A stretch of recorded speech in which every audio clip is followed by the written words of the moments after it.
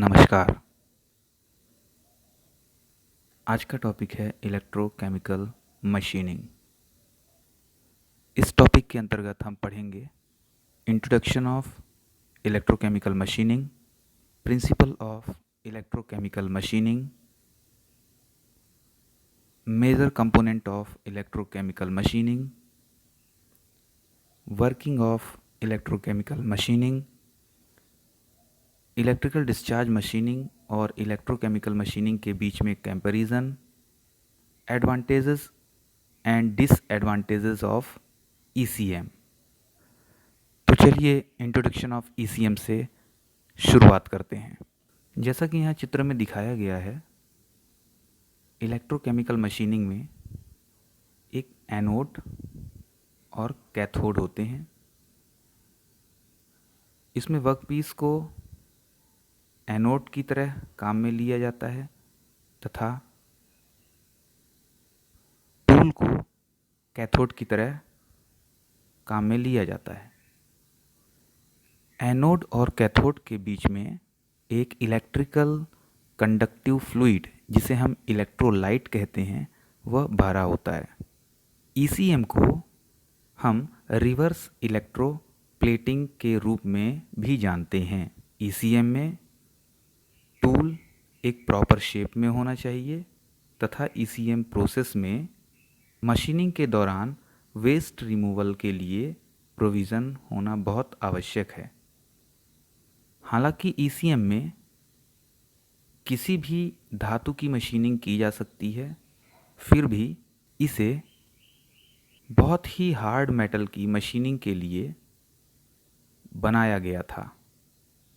ECM को automotive, offshore petroleum, medical engineering industries के साथ साथ एरोस्पेस फर्म के लिए उपयोगी वर्कपीस बनाने के लिए मुख्यतः उपयोग किया गया था।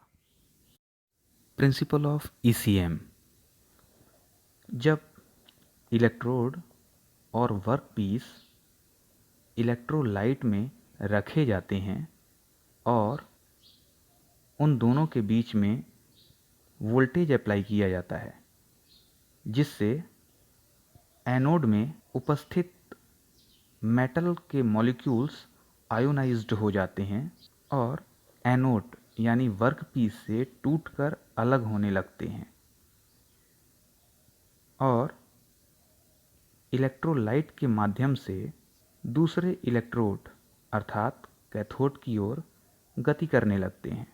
ECM का सिद्धांत फैराडेज लॉ पे आधारित है। अब आइए ECM के अवयवों के बारे में जान लेते हैं। ECM में प्रयुक्त होने वाला टूल, जिसे हम कैथोड की तरह उपयोग करते हैं, उसमें निम्नलिखित 4 गुण होने आवश्यक हैं। पहला, वह मशीनेबल होना चाहिए। दूसरा, रिजिड होना चाहिए। तीसरा, अच्छा कंडक्टर होना चाहिए और कोरोजन रेजिस्टेंस भी होना जरूरी है। ECM में ज़्यादातर कॉपर, ब्रास और स्टेनलेस स्टील के कैथोड उपयोग में लिए जाते हैं। चूँकि यहाँ टूल और वर्कपीस के बीच में सीधा डायरेक्ट कांटेक्ट नहीं होता है, इसलिए अन्य ट्रेडिशनल मशीनिंग मेथड की तरह यहाँ पर टूल के वर्कपीस से ज़्यादा हार्ड होने की आवश्यकता नहीं होती है, जबकि हम ECM से बहुत हार्ड मटेरियल की भी मशीनिंग कर सकते हैं। ECM में मुख्यतः इलेक्ट्रोलाइट की तरह सोडियम क्लोराइड का उपयोग किया जाता है। सोडियम क्लोराइड एक तरह से concentrated solution of inorganic salt होता है। ECM की प्रोसेस में उपयोग होने वाली करंट हाई एम्पियर और लो वोल्टेज टाइप की होती है। Working of ECM. ईसीएम में डीसी पावर सोर्स का उपयोग किया जाता है तथा वर्क पीस को पॉजिटिव और टूल को निगेटिव टर्मिनल साइड रखा जाता है।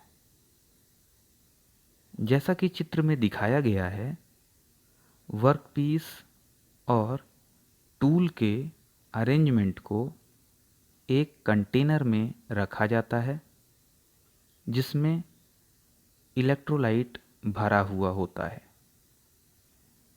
टूल को वर्कपीस के अत्यंत पास लगभग 0.011 इंच की डिस्टेंस में लाया जाता है और पावर सप्लाई तथा इलेक्ट्रोलाइट का फ्लो ऑन कर दिया जाता है। इस अत्यंत कम गैप में इलेक्ट्रॉन निगेटिव से पॉजिटिव की ओर गति करने लगते हैं और जिस आकार का टूल होता है उसी आकार में वर्कपीस को डिसॉल्व करने लगते हैं। यहाँ इलेक्ट्रोलाइट रिसर्कुलेट किया जाता है और उसमें घुले हुए मटेरियल जो कि मेटल हाइड्रोक्साइड के फॉर्म में होता है अलग किया जाता है। ईसीएम में टूल अर्थात कैथोड जिस भी शेप में होता है उसी शेप में वर्कपीस जो कि एनोड की तरह कार्य करता है बन जाता है। ईसीएम के द्वारा बहुत ही जटिल शेप के वर्कपीस का निर्माण बड़ी आसानी से किया जा सकता है। इस चित्र में ईसीएम के विस्तृत सेटअप को दिखाया गया है। पावर सप्लाई के लिए देखा जा सकता है कि लो वोल्टेज हाई करंट की पावर सप्लाई दी गई है जिसके निगेटिव साइड से टूल को जोड़ा गया है, पॉजिटिव साइड से वर्कपीस को जोड़ा गया है। टूल और वर्कपीस को एक कंटेनर में रखा गया है जिसके अंदर इलेक्ट्रोलाइट भरा जाता है। इलेक्ट्रोलाइट को रीसर्कुलेट करने के लिए नीचे साइड में स्पेंट इलेक्ट्रोलाइट सेंट्रीफ्यूगल अरेंजमेंट किया गया है जिससे डिसॉल्व मैटर को निकालने के लिए प्रोविज़न किया गया है और इस इलेक्ट्रोलाइट को वापस भेजने के लिए फिल्टर करने के बाद पंप से होते हुए ऐसे लाइन के थ्रू वापस कंटेनर में भेज दिया जाता है। यहाँ पर pressure relieve valve, flow control valve, flow meter, pressure gauge इत्यादि इस रीसर्कुलेशन को की निगरानी करने के लिए लगाए जाते हैं जिससे ये पूरा का पूरा सिस्टम एक इफ़ेक्टिव रूप से काम कर सके। अब next comparison between EDM and ECM. यहाँ एक टेबल बनी हुई है जिसमें ईडीएम और ईसीएम को मेटल रिमूवल रेट अर्थात MRR, tolerance, surface finish, damage depth और रिक्वायर्ड पावर के आधार पर कंपेयर किया गया है। यह कंपैरिजन ECM, EDM और CNC के बीच में किया गया है। इस कंपैरिजन में देखा जा सकता है यदि हम ECM और EDM की बात करें तो इलेक्ट्रॉनिक डिस्चार्ज मशीनिंग में 800 मिलीमीटर क्यूब पर मिनट का मेटल रिमूवल रेट होता है, जबकि इलेक्ट्रोकेमिकल मशीनिंग में 15,000 मिलीमीटर क्यूब पर मिनट का मेटल रिमूवल रेट प्रदर्शित किया जा रहा है। अर्थात ईडीएम की तुलना में ईसीएम में बहुत तीव्र गति से मशीनिंग का कार्य किया जा सकता है। ईसीएम के द्वारा सरफेस फिनिश भी काफ़ी अच्छी पाई जाती है और ईसीएम के दौरान वर्क पीस के सरफेस में डैमेज बहुत कम होता है।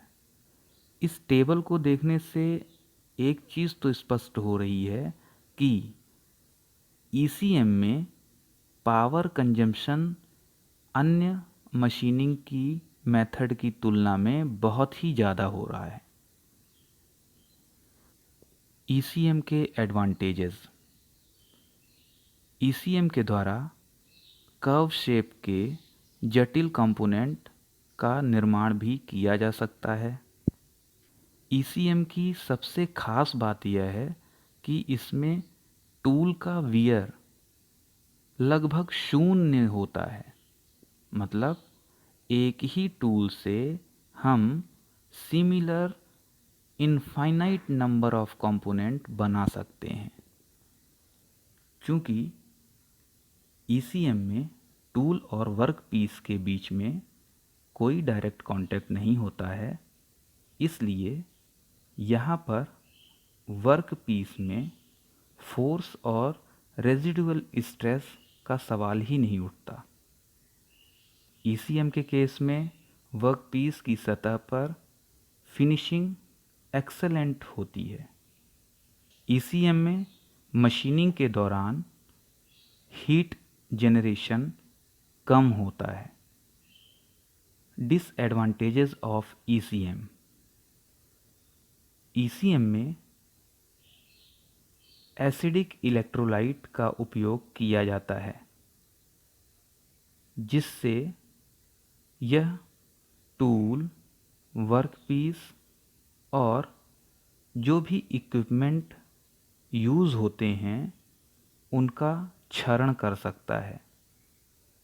ईसीएम में केवल उन्हीं वस्तुओं की मशीनिंग की जा सकती है जो विद्युत की सुचालक हों। जैसा कि हमने पूर्व में देखा था कि ईसीएम में मेटल रिमूवल रेट बहुत ज़्यादा होता है, अतः इसे सॉफ्ट मटेरियल के लिए यूज़ करना उचित नहीं होता है।